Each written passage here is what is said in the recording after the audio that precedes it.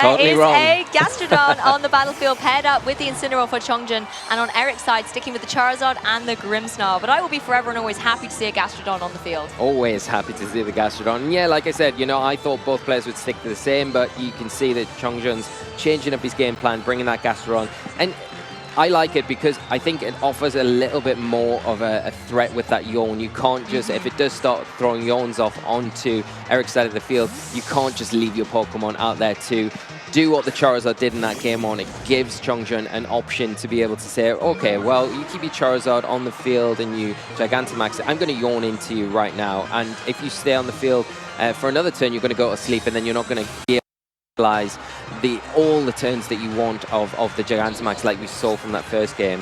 I agree, and we're seeing the Charizard actually go straight for a Protect here in this turn 1. Incineroar on Chongjun's side is going to go for the parting shot, catches the Incineroar that switched in for Eric. So that Incineroar is going to have its, attack drop by a stage, almost as if it had been intimidated. But now Eric does have that fake out pressure going into the next turn as Chongjun brings in the Charizard. And you're right there, Lee, the yawn coming straight out to that Charizard, a wise Protect on Eric's side. Yeah, really nice, yeah. But the problem is for Eric now is with the Charizard coming in on Chongjun's side of the field is he doesn't have that reflect setup like he had in that first game. So he's going to be way more susceptible to attacks from the Charizard on Chongjun's side if he does decide to go for the Gigantamax here. Yes, you've got the fake out, and of course you can kind of get around the yawn for at least one turn, but you've got to guarantee that you pick up the knockout onto that Gastrodon this turn if you do decide to go for that Gigantamax, and maybe you do go for it because if you're slower than Chongjun's Charizard and you can get that weakness policy activated, then that can make all the difference. Well, the Sun's going to join the battlefield. All these fire types alongside the Groudon are going to be very happy about this as Chongjun switches in the Groudon. We're also going to see a Dynamax come up here, and I believe it's going to be the Charizard on Chongjun's side of the field here. Yeah, and if both players are Gigantamaxing their Charizards here, it will just come down to which Charizard has been trained the faster and who can land that Max Rockfall first. If that's what the players choose to go for, which you imagine you would do. If you can stop the opposing Charizard from being able... Oh, no. Gigantamax from Eric's side as we see a Rockfall into the Charizard. And it is able to pick up the knockout. And Eric losing his Charizard here. And Chongjun taking an early lead, Lou. Oh, I mean, devastating for Eric to lose the Charizard. It does give you a free switch to bring in something like the Groudon from the back, maybe. And then that could be a good Dynamax choice for you to try and retaliate into that opposing Charizard. Incineroar going to go for the parting shot, but it's a little bit too late here, Incineroar, because the Charizard has already been able to get that one-hit KO on the opposing Charizard, and that's a great position for Chongjun here. Yeah, really nice. We saw how effective the Charizard on Eric's side of the field was in that game 1, and now being able to remove it, it's not an issue going forward in this second game. Huge play there for Chongjun, and really setting himself up a ball position where he's able to take advantage and, maybe almost pinning Eric down to a situation where he doesn't want to switch in something in the back because he knows how important that Pokemon's going to be. Potentially it is going to be that Groudon, but now obviously getting that parting shot off onto the Charizard is pretty huge as well. So getting something out of the turn at least, but Chongjun sitting in a really nice position here.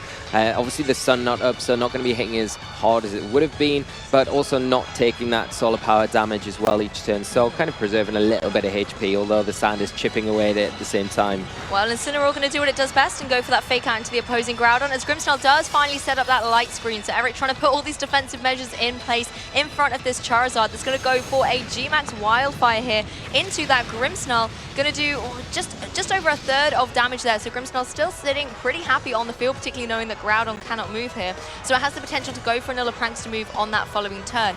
I have to say, I'm really interested that Eric is opting to still play with these 3 Pokemon, not revealing what potential restricted is in the back. Yeah, but time's ticking down. He's going to have to bring it in and reveal it at some point because the Grimmsnarl, we've already seen, it did take a decent amount of damage from that J-Max Wildfire the last turn, and the residual damage will be affecting it every turn, so it will probably go down this turn. So you may want to keep it on the field, get a Reflect up, take advantage of that, or even go for some sort of speed control onto the Charizard before it does finally go down, and try and get a parting shot off onto maybe something like the Charizard one last time before you do bring in something like what we expect to be the Groudon in the back. I mean, speaking of speed control, that Charizard has now been hit with a Thunder Wave as Precipice Blades does come out and connect on both Pokemon. It's not enough to pick up the KO against Grimmsnarl, but it will go down at the end of this turn thanks to all the residual damage on the field as Charizard follows up into that Incineroar with a max Airstream. So Precipice Blades not able to get, significant damage on that Incineroar thanks to the Sugar Berry, an item that is still being featured here in day 2, and the double up is going to, keep the Incineroar on the field that it allows it to go for this parting shot. So Incineroar, I think, being quite critically able to survive that double up to allow Eric the opportunity to pivot this Pokemon out.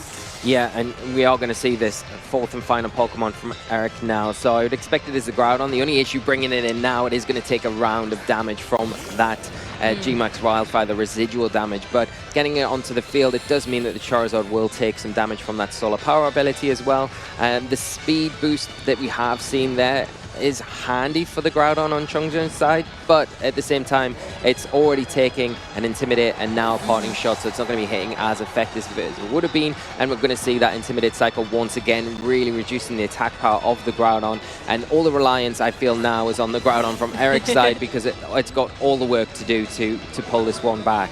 Yeah, all eyes are on that Groudon, but I mean, it does look a little bit difficult for Eric here. You've got the 2 Pokemon disadvantage to the 4 remaining of Chongjun, but Chongjun's Dynamax turns on that Charizard have now ended, and Eric does still have the utility to go for a Dynamax with that Groudon. Incineroar's come in, it could go for a Fake Out into either one of these Pokemon, allowing Groudon to potentially try and pick up a KO, maybe try and remove the Charizard, but you have to watch out for the Pokemon in the back. We know that there's that little Gastrodon. Yeah, and I think, we are going to see the Groudon switch out because of those Parting Shots and Intimidates, just to reset those drops as we see Chongjun bring in their own Incineroar and start kind of doing the same to Eric's side of the field, taking that Groudon down to -1, as it is going to be Dynamaxing this turn. Obviously going to have the speed advantage over that Charizard that is paralyzed on Chongjun's side of the field, but whether or not Eric decides to maybe go for a max Quake into what was the Groudon slot, suspecting Incineroar to come in and maybe try and pick up a knockout there and get those special defense boosts as well, which will help against the Charizard, might be an option as well. Incineroar's going to go for the Fake Out into the Charizard on Chongjun's side as Groudon goes for a Max Quake. It's going to go into the opposing Incineroar. It's also revealing that it too is carrying that Sugar Berry, so this is going to be doing reduced damage. It will, however, give Eric the special defense boost on his side of the field, which is good when you're facing down against this Charizard. But as you mentioned there, Lee, we know that Groudon's in the back from later, and it's going to be able to bypass those special defense boosts as it is the physical attacker. Yeah, and it's going to be very difficult. You've got to already consider as well that, Chongjun's still got the Gastrodon in the back, and you kind of think, okay, well, yeah, as strong as Groudon is, it's only got 2 Dynamax turns left. I don't see the Gastrodon really hitting the field before those Dynamax turns finish. And although the Groudon could potentially get more special defense boosts, is it really going to be able to beat out Gastrodon, especially because it's got something like Recover and Yawn as a combination to kind of get around how bulky the Groudon is? But completely wrong again, as the Gastrodon does hit the field. Yeah, and Groudon avoids the attack here. I believe that was the Hurricane coming out from the Charizard as the Max Quake comes out, connects down on that opposing Gastrodon. But you can see how bulky the Gastrodon is. It's able to take that really well. And Chongjun's just expertly pivoting in Pokemon that are going to be able to A, take those attacks well, and then B, allow the Incineroar to come in later and throw some more Intimidates down. The Flare Blitz comes out as well, does a little bit of chip damage away to that Gastrodon, but Chongjun really does have all the utilities now to keep switching Pokemon in, out, goes through the Dynamax turns of Eric, and making sure that that Incineroar can be disrupted with more Intimidate. So it really is a game now where Chongjun just has to keep playing through the pieces, bring Pokemon in, and whittle away at the Groudon and Incineroar on Eric's side. Yeah, and it is going to be difficult. The Gastrodon coming in here, I didn't expect it because I felt like maybe we want to preserve it for later on in this game, keep it as healthy as possible to utilize those Yawns. But at the same time, you can see what Chongjun's doing. He's got a great game plan here, and he's wanting to just cycle these Intimidates to really weaken the Groudon. Maybe you go for a Protect on your Gastrodon here, switch your Charizard out potentially. That is an option, but to get a free Intimidate in, prevent any other damage. But we do see the Blast Burn connect here, but with those special defense boosts and the light screen on top of that, not doing very much at all. Exactly, and it could well have been the Blast Burn from the previous turn. I was checking my notes over here, but I think Chongjun is playing this really, really well. Just going for that damage, chipping away. There's not a lot that Eric can do to pick up the KOs in this situation, particularly if, Chongjun is choosing the correct protects so that the max moves aren't going to be dealing as much damage potential as they are capable of doing. And you kind of see this endgame situation in Game 2, where Groudon and Incineroar, they can't switch out, they can't reset. This is the only HP they've got remaining to them, we've seen the Sugar Berry on the Incineroar, but I have to credit the Groudon being able to take all of these special attacks. Yeah, and with the special defense boost, you know, is obviously indicative of its item, I think, as well. You know, if it is stacking with something like an Assault Vest here, it is going to be able to kind of brush those off pretty easily. But this is the big question. He is able to pick up the knockout onto Gastrodon here, which is pretty big. So, you know, the Charizard not able to move this turn because of that Blast Burn. It has to take a turn of recharge, so you don't really need to worry about it here until that next turn. Sun's ending now, so it's not going to be as powerful. You've already got the special defense boost. So Eric, sitting in not a bad position, but with the Groudon hitting the field again, you've got the Sun reactivated, and this Groudon's pretty healthy, and there's no Intimidate options here for Eric to rely on. He can potentially try and get a parting shot off, but you're relying now on a Precipice Blades miss. Yeah, that's true. And Charizard, you know, it hasn't got a lot of HP remaining, but if it's able to get a move off, it's going to be able to deal some damage and just keep chipping away. But it's just going to be switching out, and I really like this play by Chongjun, just going through the motions and bringing in that Incineroar, knowing the Intimidate is going to be beneficial to weakening Eric's position. And I would really think at this point, if I'm the players, I might be starting to think towards that game 3.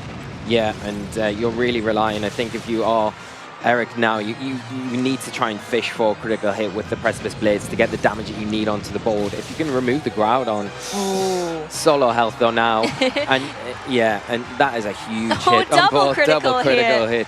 Just talking about critical hits. You did it again, Lee. I cursed.